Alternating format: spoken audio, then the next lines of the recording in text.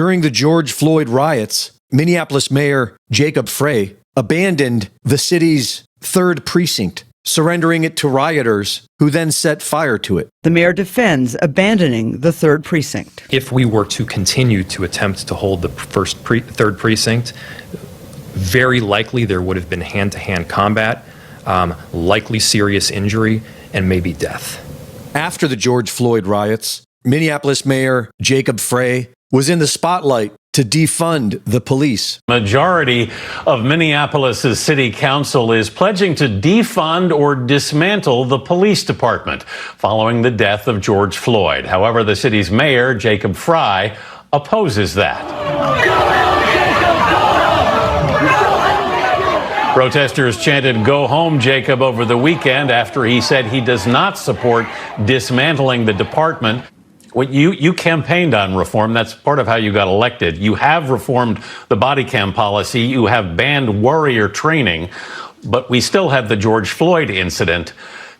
Is reform enough? I don't want to comment on precisely what the council meant by disbanding or ending the police force. I think there's varying opinions. But what I'm saying is, look, I'm not for abolishing, but deep structural reform, absolutely, we have to make it happen.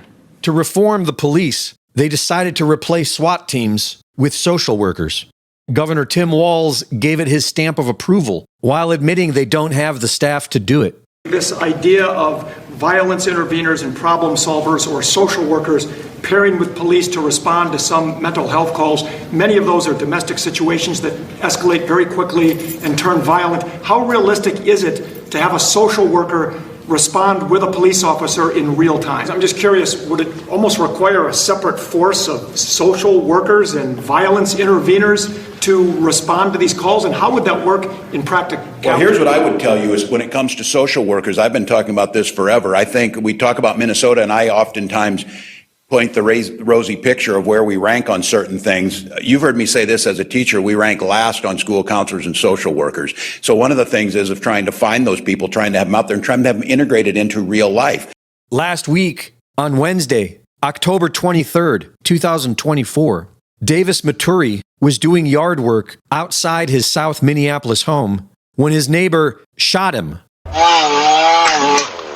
Surveillance video obtained by NBC Minneapolis affiliate KARE 11 shows the moment Maturi fell to the ground.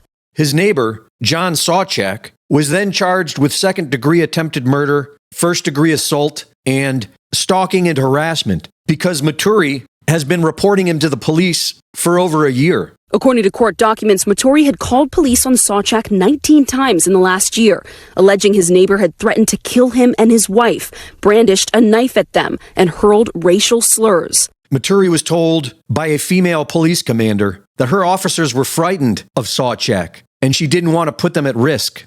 After shooting his neighbor, Sawchak was not arrested. They sent social workers and psychologists to try and de-escalate the situation.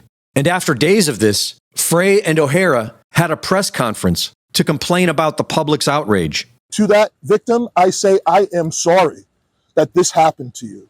But it could not be anything further from the truth to say that we did nothing or that we just simply don't care. That's not true. Everything that we do is impacted by the reality that the police department is much smaller today than what it was prior to 2020, and we are dealing with a much higher call load. We cannot, as a community, on one hand say, hey, we want cops to use less force. We want less SWAT teams. We want more de-escalation.